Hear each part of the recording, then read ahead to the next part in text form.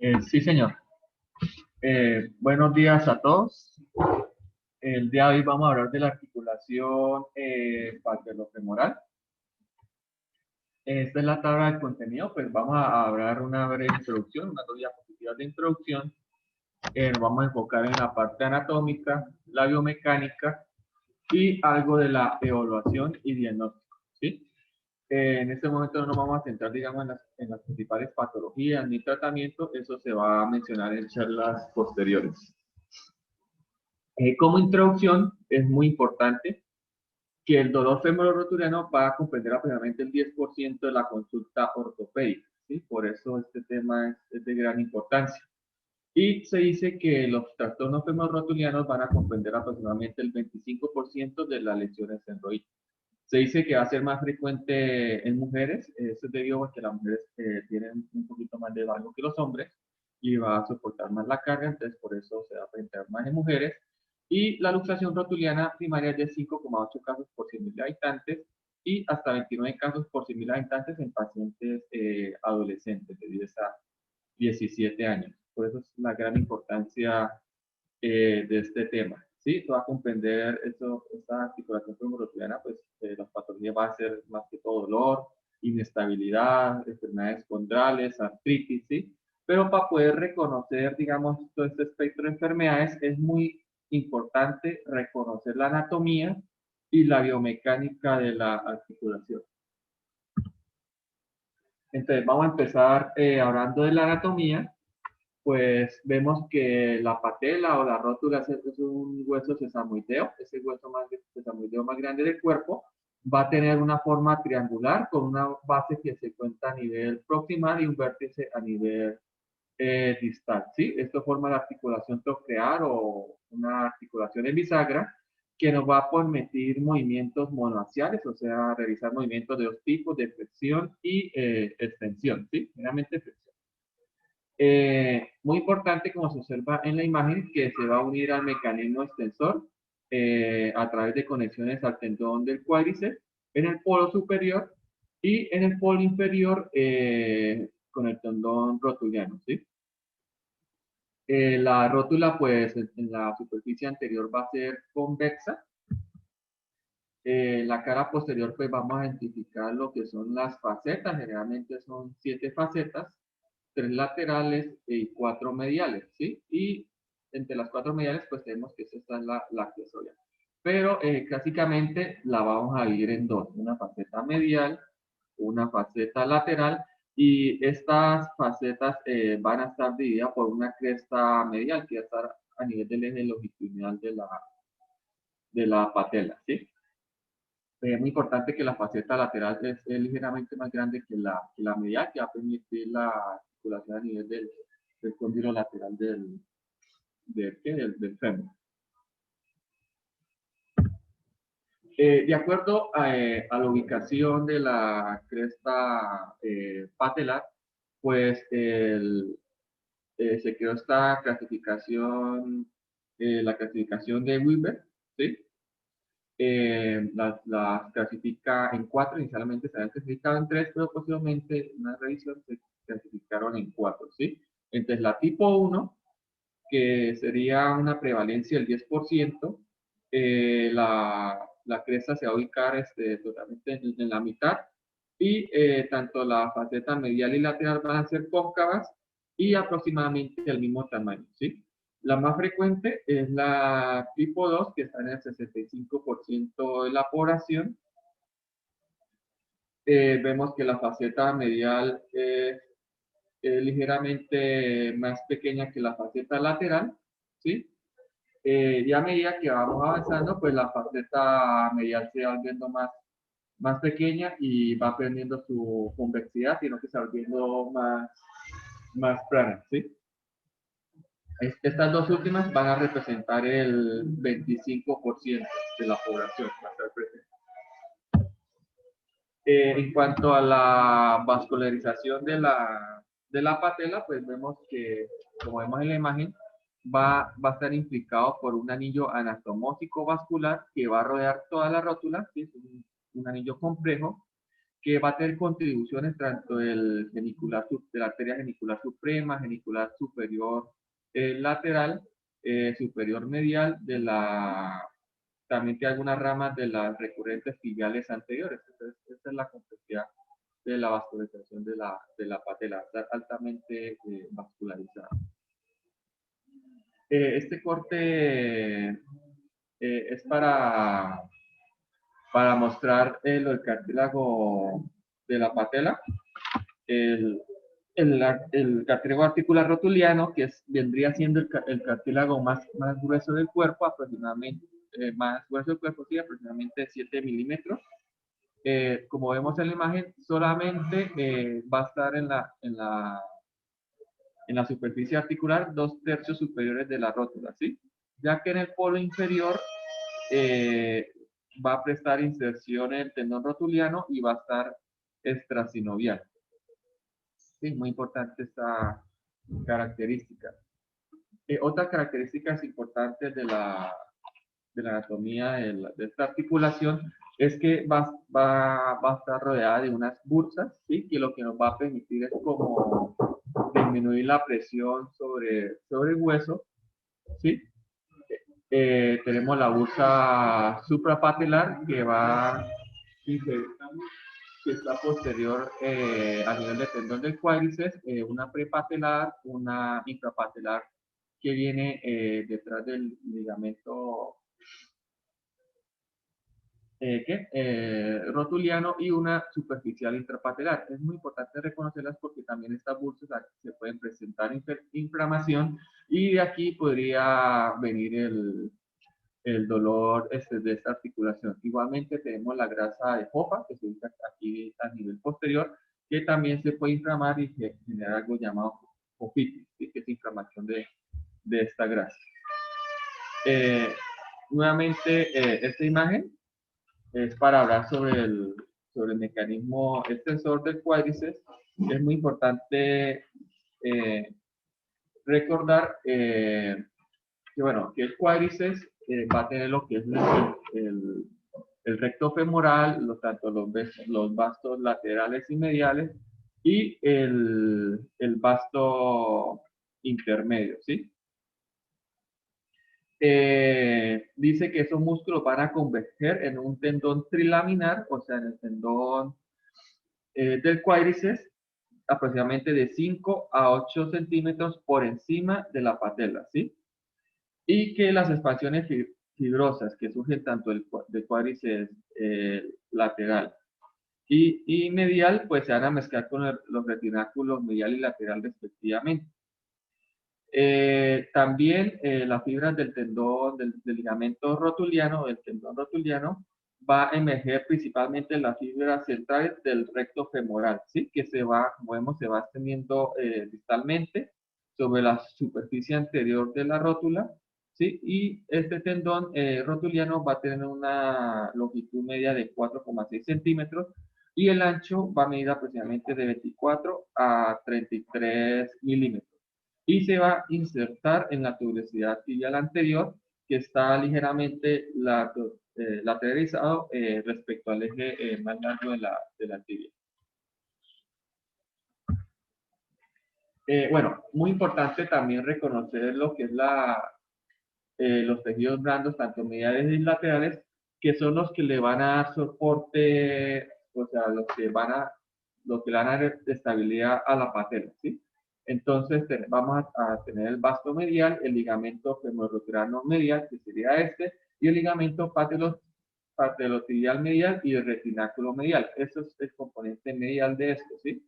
El vasto medial es muy importante, ya que contribuye a la mecánica rotuliana y es el principal restrictor dinámico en el recorrido lateral de la rótula, ¿sí? Y una hipoplasia, una displasia de este músculo, pues va a contribuir a la inestabilidad rotuliana y por eso es muy importante a veces cuando hay inestabilidad de la rótula el fortalecimiento de este músculo. También se dice que el ligamento femorotuliano medial es el principal restrictor pasivo para la traslación femororoturiana lateral, ¿sí? Este ligamento va a tener una longitud aproximadamente 53 a 55 milímetros y un ancho que puede ir entre 3 milímetros y 30 milímetros. En la parte lateral, pues se dice que se compone de múltiples capas, pero es frecuentemente que se dividan en una capa superficial y capas profundas, ¿sí? La capa superficial está compuesta por el retináculo lateral oblicuo. La capa profunda, pues van a haber unas fibras oblicuas y transversales que específicamente provienen de la banda, bueno, de la banda patelotibial, ¿sí? Eh, bueno, el retináculo lateral es un estabilizador también muy importante para la traslación lateral de la rótula. Ya entrando en la parte de la biomecánica, es muy importante entender que la articulación patelofemoral pues, va a ayudar a la extensión de la rodilla, ¿sí? Lo que hace es como aumentar el brazo de palanca del cuádriceps a lo largo de todo el largo, de todo el arco del movimiento, ¿sí? Esto va a permitir una mejor distribución de las fuerzas de compresión sobre el fémur, ¿sí? Ya que va a aumentar la superficie de contacto. Entonces, como vemos, esta imagen que se observa en la izquierda, como la patela inicialmente, cuando está en extensión a 0 grados, se ubica en la parte anterior del fémur, ¿sí? Y a medida que se vaya generando la flexión, bueno, está ligeramente lateral, y a medida que se va generando la flexión, esta patela se va centralizando y va entrando al surco y a la escotadura intercondila, ¿sí? Entonces, aquí donde se va a generar más estabilidad, ¿sí? En los primeros 30 grados, pues se dice que el principal restrictor a la traslación femorotiliana lateral va a ser el ligamento femorotiliano medial, pero ya a medida que va entrando a los cóndilos, pues ya la restricción se va dando más que todo sobre esta congruencia que se va presentando de la patela con el fémur y vemos que a medida que va aumentando los grados, pues va aumentando la superficie de contacto entre la patela y el fémur, ¿sí?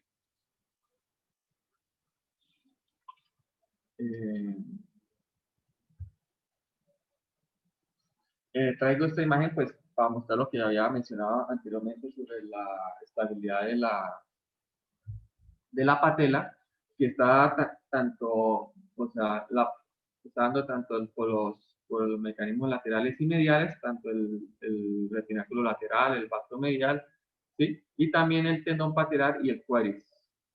Esta imagen que observamos a la izquierda muestra que, digamos, aquí vemos los flexores de fuerza, tanto el mecanismo extensor del cuádriceps y el tendón rotuliano, que a medida que se va frejando, la sumatoria de estas fuerzas va a generar esta fuerza, que es la fuerza de reacción, y es la fuerza que va a hacer que la patela se presione contra el fémur, ¿sí? Y a medida que aumente esta fricción, pues esta fuerza va a ser mayor. Entonces es muy importante comprender esta parte porque así vamos a entender cuando estamos dando el manejo al paciente sobre que hay ciertas actividades que van a aumentar esta fricción entre la patela y el fémur, ¿sí? Lo que es subir y bajar escaleras. Entonces, es muy importante entender esta parte. En la biomecánica también hablamos del ángulo Q, que también va a ser parte del examen físico, ¿sí? El ángulo Q, pues como vemos en esta imagen, bueno, el ángulo Q se dice que cuando está alterado este ángulo Q es que va a haber un aumento de la fuerza de desplazamiento lateral, ¿sí? Y eso va a conducir a lo que son las subluxaciones y luxaciones. Entonces, ese se mide tras un punto medio a nivel de la patela, la primera línea, que va a ir a la espina ilíaca anterosuperior. Esa va a ser nuestra primera línea. La segunda línea va a ser el centro de la patela y va a ir hasta el centro de la tuberosidad anterior y esa la proyecto, ¿sí? Normalmente se dice que en hombres de entre 14 más o menos 3 grados y en mujeres de 17 más o menos también 3 grados. Por lo general, uno aproxima 20 grados y por encima de estos 20 grados se dice que es anormal el ángulo Q. Ya pasando a la parte de la biomecánica, pues vamos a hablar sobre la evaluación y el diagnóstico, ¿sí? Entonces, las tres quejas importantes va a ser de esta articulación femorrotuliana va a ser el dolor, la inestabilidad o sensación de inestabilidad y el bloqueo o atrapamiento, ¿no? Entonces, como todo en medicina, lo más importante es hacer una adecuada evolución clínica, preguntarle al paciente desde cuándo presenta esta inestabilidad, este dolor, ¿sí? Preguntar la presencia de traumas, que si sobre el edema, en qué momento le ocasiona el edema. Entonces, muy importante la anamnesis y posteriormente procedemos al examen físico. Entonces, a continuación voy a dar como una orientación respecto a las principales tres quejas, ¿sí? De cómo se van a presentar. Entonces, muy importante. Primera sería el dolor, ¿sí? Es la principal causa de consulta de la articulación femorrotuliana. Entonces, el dolor va a ser un dolor anterior, como se observa aquí en la imagen, va a ser un dolor difuso, que se puede referir tanto al retináculo medial como al retináculo lateral, ¿sí? Importante que este dolor, como dice aquí en la diapositiva, va a empeorar después de hacer actividades que sobrecargan la articulación.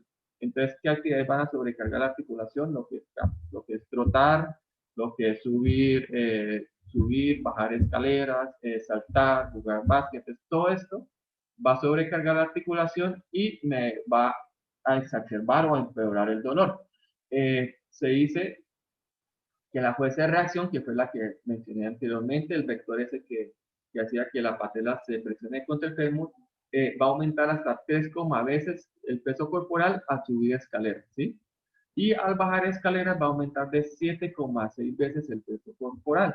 Por eso es muy importante lo que veníamos hablando, que parte del tratamiento integral del paciente es de pronto evitar estas conductas, subir, bajar escaleras, evitar de pronto subir terrenos inclinados, ¿sí? Listo. La inestabilidad es la segunda queja o más frecuente. Entonces hay que entender que hay dos tipos de inestabilidad, ¿sí? Una objetiva y una subjetiva, ¿sí? La objetiva es ya cuando, la inestabilidad es cuando ya hay una luxación o subluxación de la patela, ¿sí? Es un fenómeno mecánico. Y se dice que el primer episodio de inestabilidad va a ocurrir en una actividad de alta energía y generalmente vamos a encontrar derrame, hemartrosis, ¿sí? Pero entonces, a diferencia de las subluxaciones, ya no encontramos estas características clínicas, ya no hay derrame ni hemartrosis. En cambio, la inestabilidad subjetiva dice que va a ser un reflejo, va a ser causado por una inhibición del cuádriceps, ¿sí? Como resultado y el miedo del paciente, ¿sí? O sea, el paciente va a sentir como que se le va, o sea, él dice, él va a referir en la historia clínica, en la historia que siente que se le va a salir como la rodilla, la patela, ¿sí? Y entonces él lo que hace es generar dolor y hace un reflejo del fémur, pero entonces no se cansa a luchar. Es la sensación que él va a percibir. Y esto no va a ocurrir en actividades de alta energía como la afectiva, sino en actividades de baja energía. El bloqueo es la tercera causa como más frecuente de consulta. Muy importante reconocer lo que es el bloqueo de la articulación femorrotuliana y el bloqueo de los desgarros meniscales. Entonces, el bloqueo de la articulación femorrotuliana, eh, el paciente no es capaz de frejar ni extender la rodilla, ¿sí? A diferencia de los desgarros meniscales, donde el paciente no puede extender, pero puede flexionar la rodilla, ¿sí? Estos bloqueos pueden ser momentáneos, pero a veces pueden perdurar por periodos un poco más largos, ¿sí? Y pueden ser muy dolorosos, ¿sí? Generalmente se dice que es por lesiones del cartílago o irregularidades de la superficie articular rotuliana, ¿sí? Con las trofes. Eso puede llegar a estos bloqueos. Listo. Entonces, la parte de la anamnesis al examen físico. Lo que decíamos, el examen físico siempre va a iniciar desde el momento que entra el paciente, ¿sí? Uno ve el paciente que entra por el consultorio, cómo está caminando, ahí donde uno mira que si camina en vago, en varo, o si a caminar vamos a hacer una excesiva lateralización de la rótula, ¿sí? Entonces iniciamos inspeccionando la piel, también podemos estimar el ángulo Q, ¿sí? Lo que hemos dicho que no puede sobrepasar los 20 grados, y también muy importante evaluar la presencia de atrofia muscular, ¿sí? Sobre todo del vasto medial, como mencionaba anteriormente. Este es el signo J, como se observa en la imagen, que usted le pide al paciente que vamos a empezar ahora como de los signos, ¿sí? Que se van a encontrar en esto. Entonces, usted le pide al paciente que le flexione la rodilla y lo que usted va a ver es un movimiento brusco, ¿sí? Hacia medial y hacia inferior, ¿sí? Eso ya me hace sospechar de displasia rotuliana, ¿sí? También quise traer esta imagen, me parece muy importante que en el momento de la palpación hay unos puntos dolorosos que nos pueden sugerir, sí, a qué corresponde. ¿Sí? Entonces, digamos, en el polo superior de la patela, este punto doloroso nos puede sugerir tendinitis cuadricipital, en el polo inferior de la patela una tendinitis rotuliana, a nivel de la patela, pues una bursitis retrotendinosa, lo que ya habíamos hablado de la bursa, y también una ofitis también puede doler acá, ¿sí? A nivel de la grasa. Y también puede una tendinitis de inserción a nivel de aquí en la tuberosidad anterior de la tibia, ¿sí? Todo esto nos puede orientar al diagnóstico. Eh, bueno, vamos a hablar de esta, bueno, de la exploración rotuliana. Entonces, usted le pide al paciente, bueno, para hacer, digamos, para iniciar la exploración, usted le pide al paciente que esté en decúbito supino, que se acueste en la camilla, ¿sí? Y que extienda completamente la extremidad.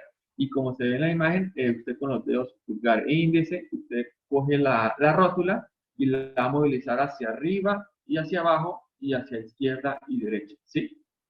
Pero también esto lo puede hacer generando una presión, presionando la rótula sobre el fémur, hace estos movimientos, eso se llama la maniobra del cepillo, ¿sí? Y es positiva cuando el paciente presenta dolor y va a sugerir lesión del cartílago articular. La prueba del planeo.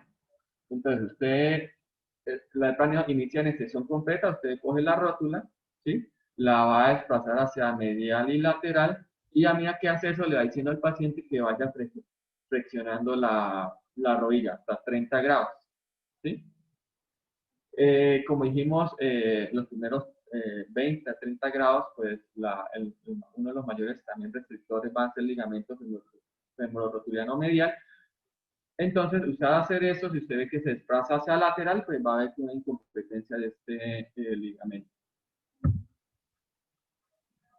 Bueno, el test de Smith, ¿sí? Ese es un test que se va a hacer para mirar o valorar la tendencia de subluxación o luxación de la rótula, ¿sí? Usted le dice el paciente en extensión completa, ¿sí? Usted coge los dos pulgares como se ve en la imagen y se va como a intentar desplazar la rótula hacia afuera, ¿sí? Y a medida que uno hace eso, uno le va diciendo al paciente que vaya doblando la rodilla hasta 30 grados.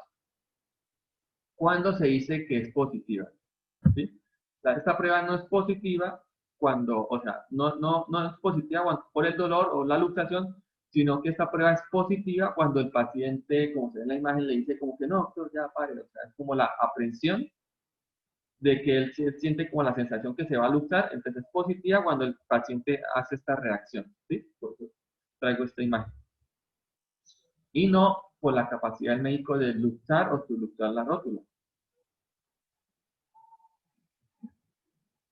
El signo de Sole, entonces ese signo es muy doloroso para el paciente, ¿sí? Consiste que usted con una mano, el paciente en decúbito supino, con la extremidad extendida, usted con una mano bloquea la rótula hacia distal, ¿sí?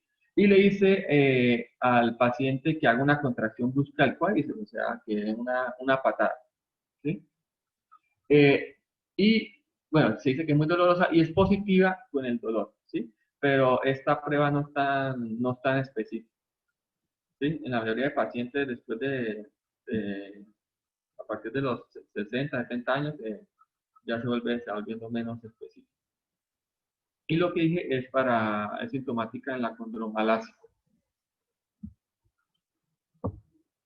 El signo del peloteo rotuliano, bueno, el signo del peloteo rotuliano es para determinar si hay derrame articular. Entonces usted con una mano lo que hace es como oprimir el fondo del saco cuadricipital, ¿sí? Y con el dedo índice, o sea, yo cojo acá, oprimo hacia abajo y con el dedo índice yo lo que hago es empujar la rótula hacia abajo y ahí se mira si deprime o no. Y así yo más o menos puedo cuantificar si hay de pronto inflamación o líquido articular. Bueno, esas fueron las principales pruebas semiológicas para evaluar la articulación femorotuliana. Y ahora nos vamos a centrar ya hacia la parte de la evaluación y diagnóstico. Entonces aquí vamos a tocar el tema de las radiografías. El gol estándar sigue siendo el examen radiográfico, ¿sí? Importante tomar una AP lateral y una axial, ¿sí? Entonces, voy a hablar cómo se deben tomar y qué más o menos lo que vamos a identificar y cuáles son las mediciones que se deben hacer, ¿sí? Para poder hablar de una condromalacia, una displasia, ¿sí? Entonces, empezamos por la proyección anterosuperior. Entonces, se recomienda que se debe hacer el paciente en monopodal, o sea, como se ve en la imagen, o sea, apoyando sobre una sola extremidad y en pacientes menores de 50 años con una ligera depresión de 15 a 20 grados. ¿Sí? En cambio, en pacientes ya mayores o que hayan tenido traumatismo o cirugía alrededor de la rodilla, pues la presión tiene que ser un poquito más alta, de 30 a 45 grados, y esta proyección pues tiene el nombre de Rosenberg. ¿Sí? ¿Qué vamos a analizar en esta radiografía P? Entonces vamos a analizar la calidad ósea, la alineación, el desplazamiento de la rótula, como vemos en que está muy lateralizada.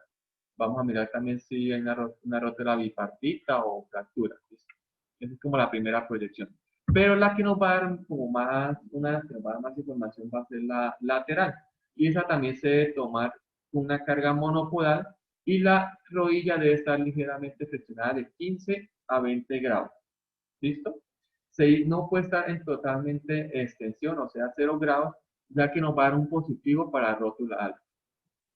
Y esto que está acá es muy importante para saber si tenemos una buena lateral de una superposición perfecta de ambos cóndilos femorales posteriores. ¿Sí? O sea, vamos en una sola imagen. ¿Sí? Entonces, eso es muy importante para la toma de la radiografía lateral.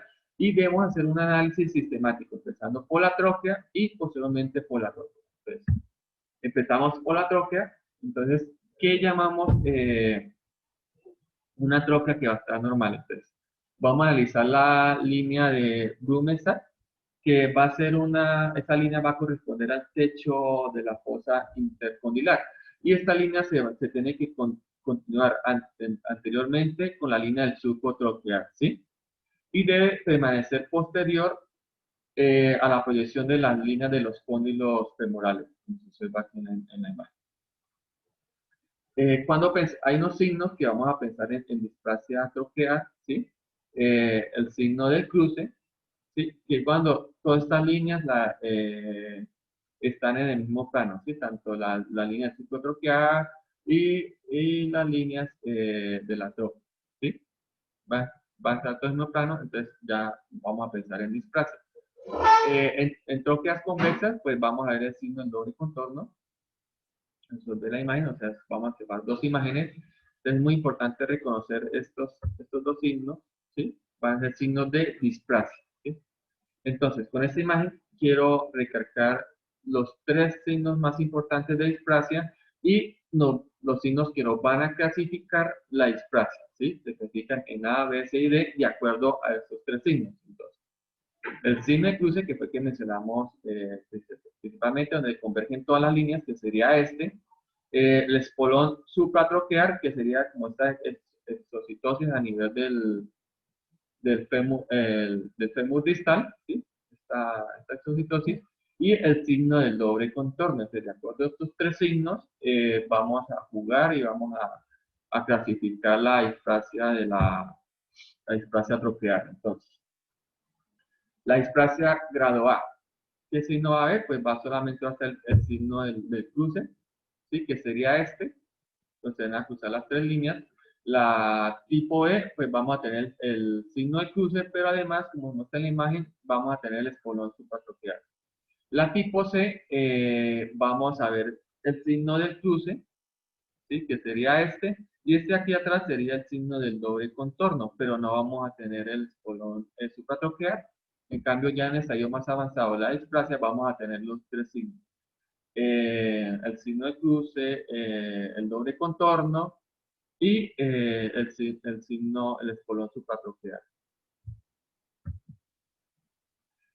Bueno, también es muy importante reconocer la forma sagital de la rótula, ¿sí? Encontré que la podemos dividir en ese caso en tres tipos, de acuerdo a estas dos distancias, ¿sí? Vamos a hacer una relación entre la longitud de la rótula, que sería esta línea blanca, y la longitud de la superficie articular. Entonces, un tipo 1 va a ser entre 1,2 y 1,5 esta relación, ¿sí? Dividiendo A sobre B. La tipo 2 va a ser superior la A, entonces va a ser de 1,5, entonces se va a asemejar a una nariz larga, ¿sí? Es decir, una nariz de brujo. Y la tipo 3, pues va a ser inferior esta relación a 1,2 y, entre comillas, una nariz corta, ¿sí? Entonces, va a ser como la parte anatómica de la rótula. Bueno, muy importante también evaluar la altura rotuliana, ¿sí? Aquí les voy a traer tres formas de calcular esta altura, ¿sí? Entonces, la primera va a ser la de Catton-Dechamp, que se pronuncia así. Como vemos en la imagen, va a ser la relación, ¿sí?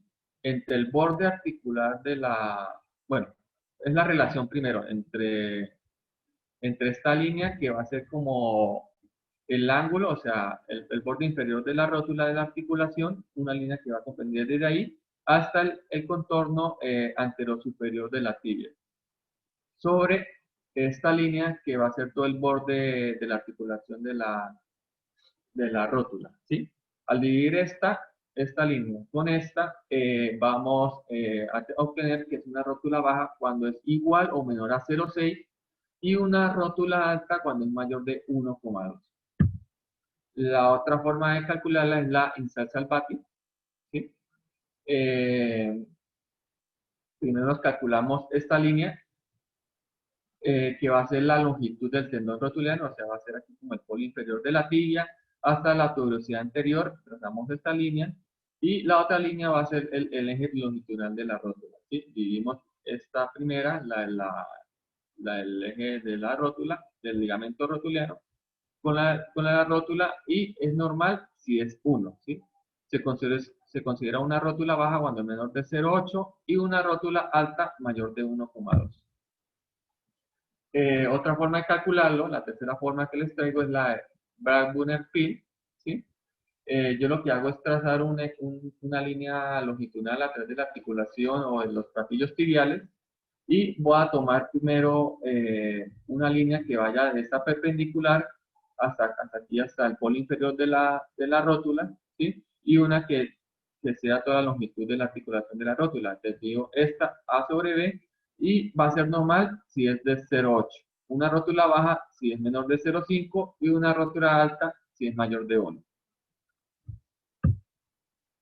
Listo, entonces ya vimos la proyección AP, la lateral, que nos dio bastante información, y ahora vamos a ver la proyección axial, ¿sí?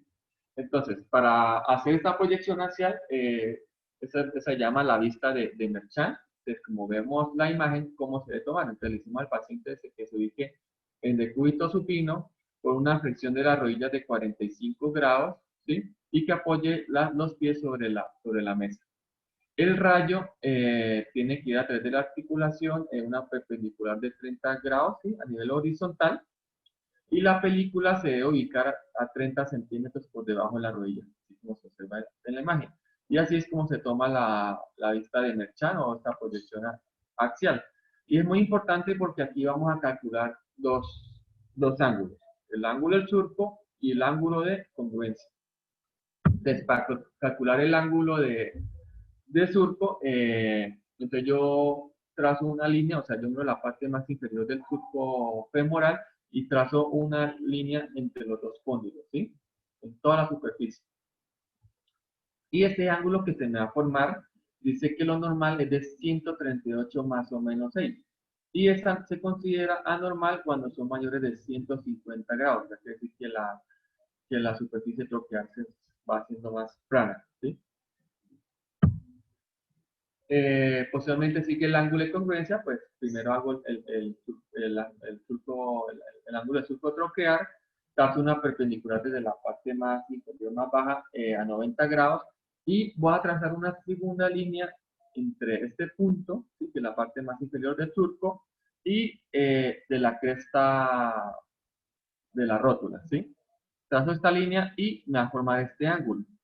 Todo lo que es hacia medial son ángulos negativos y todo lo que es hacia lateral es positivo, ¿sí? Y lo normal tiene que ser de menos 6 grados, o sea, tiene que ser de menos 6 grados más o menos 11, o sea, más hacia medial, ¿sí? Y se considera anormal cuando es superior a más 16 grados, ¿sí? O sea, más hacia el lateral. Bueno, como mencioné inicialmente, las radiografías siguen siendo como el gold estándar, ¿sí? Ya cuando hay de pronto dudas en el diagnóstico, podemos tomar una tomografía o una resonancia magnética. Eso va a depender de la sospecha. Entonces, solamente traigo esta diapositiva de la tomografía que se dice que nos va, o sea, va a jugar un papel muy importante en la evaluación anatómica de la imagen, ¿sí? Y una de las cosas muy importantes que mencionaba el libro es que con esta tomografía yo puedo generar imágenes en extensión completa, ¿sí? Ya vimos que en las radiografías pues tenemos la proyección de Merchant, pues que se hace la técnica de en flexión, pero entonces en extensión completa no vamos a obtener imágenes, ¿sí? O sea, no vamos a tener información. En cambio, con la tomografía puedo tener esta imagen, como ven en la izquierda, información de pronto que en la radiografía hay una displasia troquear que no se alcanza a ver en la radiografía, la podemos hacer en la tomografía y mediante la extensión completa pues la podemos evaluar, ¿sí? El tercer estudio pues va a ser la resonancia magnética y pues esta resonancia nos va a permitir evaluar los tejidos blandos, el cartílago articular y como se observa en la imagen. Y pues hay unos signos que podemos, o sea, esos signos que voy a mencionar acá son para reconocer lesiones asociadas a las luxaciones. Entonces vamos a ver contusiones del cóndilo femoral lateral o lesiones osteocondrales, traumatismo del ligamento femoral medial, lesiones de retináculo medial, podemos ver inclinaciones o luxaciones y derrame articular, ¿sí? Como se observa en esta imagen de la resonancia, donde se observa las contusiones de los cóndilos, vemos líquido articular y lesión del ligamento femoral lateral.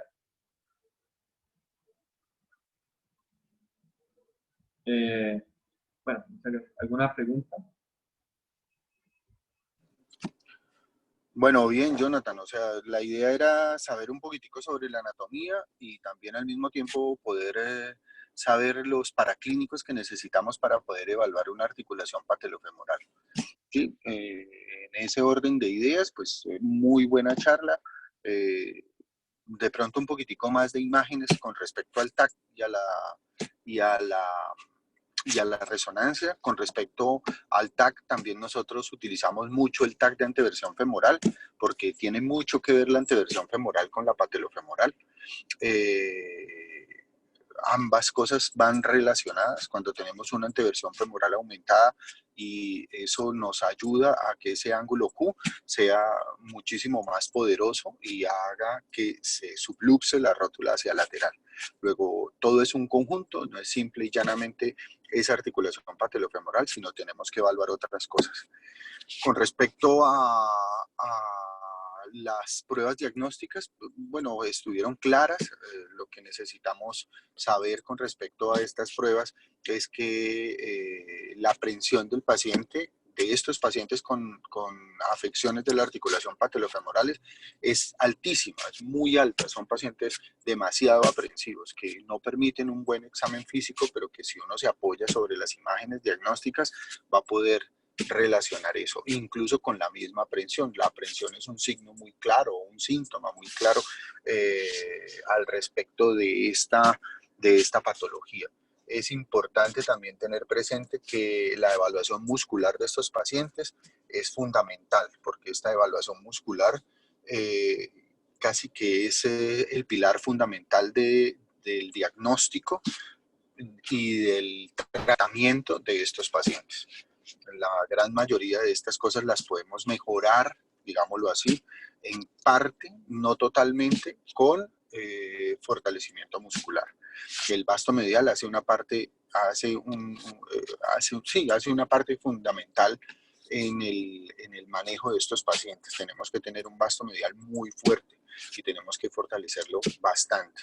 Yo diría que lo que está surgiendo ahora en tratamiento con respecto a estas afecciones, como son las osteotomías del surco femoral, como son las osteotomías incluso patelares, son cosas complicadas y que los resultados no han sido los mejores, pero que tienden a tratar de darnos una luz en el manejo de estos pacientes y no que solamente nos conformemos con esta parte muscular como les estaba hablando. Pero la evaluación es fundamental en las radiografías, el ángulo de Merchan, en las radiografías la línea de Blumenstadt, en las radiografías la altura patelar, en la tomografía volvemos otra vez a lo mismo, la anteversión femoral, la forma del surco femoral y de la misma patela. Entonces tenemos que tener presente esto. Faltaron algo de clasificaciones con respecto a las formas de otras cosas, pero pues no compete más a su nivel, ¿vale? Pero bien, gracias. No sé si alguno de los demás quiera dar alguna opinión, doctor Sergio, doctor Guzmán. No, solamente yo creo que esta es una patología que es muy clínica y las ayudas, yo creo que cada día no sabe uno cómo tomarlas porque lo que inicialmente hacíamos era con las proyecciones AP y lateral y axiales y con eso teníamos. Hoy en día creo que el TAC es lo ideal cuando uno tiene una posibilidad de, entre comillas, después de cierto tiempo de tratamiento y no hay mejoría, estar pensando ya en un tratamiento definitivo quirúrgico. Pero antes, no sé si todavía esté eh, como el protocolo de que, entre comillas, mínimo 6 meses de fisioterapia para pensar en tratamientos de otro tipo. No sé, Jorge, en qué van en eso, ¿no? Ahora, lo que uno ve es Lo que que sí, la hablamos mayoría... con respecto a lo del músculo, ¿sí? Sí, Definitivamente una persona, pero eso va en contra de la aprehensión que tiene el paciente, ¿no? Una persona que va a ser llevada a tratamiento quirúrgico por su articulación patelofemoral debe realizar un programa de fortalecimiento muscular, principalmente del vasto medial, antes de realizar el tratamiento quirúrgico, si es que llega a ese tratamiento quirúrgico, porque en muchas oportunidades solamente el fortalecimiento mejora casi en un 70% la sintomatología del paciente y son pacientes que ya no se someten al tratamiento quirúrgico, sino continúan con ese fortalecimiento casi que como tratamiento definitivo. estamos de acuerdo. Y lo otro, en estos días estoy viendo mucha patología de este tipo. Yo creo que tiene que ver con la cuarentena desde el punto de vista de que los muchachos se están quedando mucho tiempo sentados frente a los computadores y la mayoría lo hacen con la rodilla en flexión. Y si tenían algo de mal alineamiento, se les está acrecentando. Entonces me están llegando muchos pacientes entre los 12, 14 años con dolor de rodilla y creo que tiene que ver en la posición y el tiempo que se están dedicando al computador por el colegio y fuera de eso que se quedan todo el día sentados, ¿no? Porque van a clase y después siguen jugando. Entonces hay que tener cuidado y a explicarle a los pacientes que se sienten mucho con las piernas estiradas en extensión o un poquitico de flexión, pero no más de 10, 15 grados, para bajarle la presión durante el tiempo que estén sentados. E igual, hay un detalle clínico que no me pillé si Jonathan lo dijo. Dentro de las preguntas que uno hace al paciente con esta patología es el subir y bajar escaleras.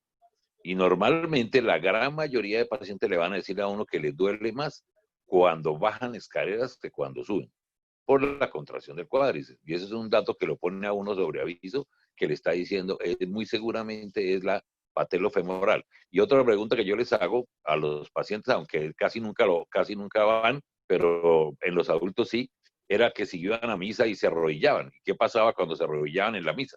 Entonces los pacientes le decían, no me puedo arrodillar. Entonces ya usted también dice, esto es patelofemoral. Gracias.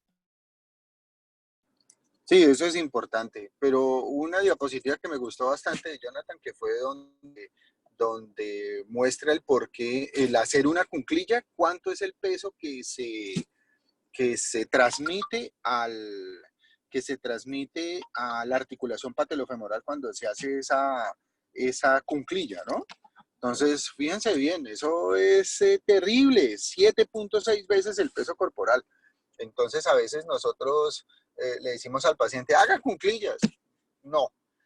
E incluso la flexión hasta la nalga, yo también ¿cómo les diría yo? No estoy tan de acuerdo con esa flexión hasta la nalga. Yo siempre les digo a los pacientes que esa es una ñapa que tenemos en la rodilla, porque esa flexión hasta la nalga nos puede hacer pinzar estos meniscos y nos puede hacerlos dañar. Entonces hay cosas que nosotros podemos hacer, pero no deberíamos hacer. Entonces, las cuclillas no son una buena fuente de ejercicio, digámoslo así, y tampoco son una buena forma de realizarlo para fortalecer o para hacer movilidad de estos pacientes. Entonces, tratar de evitar esas cosas.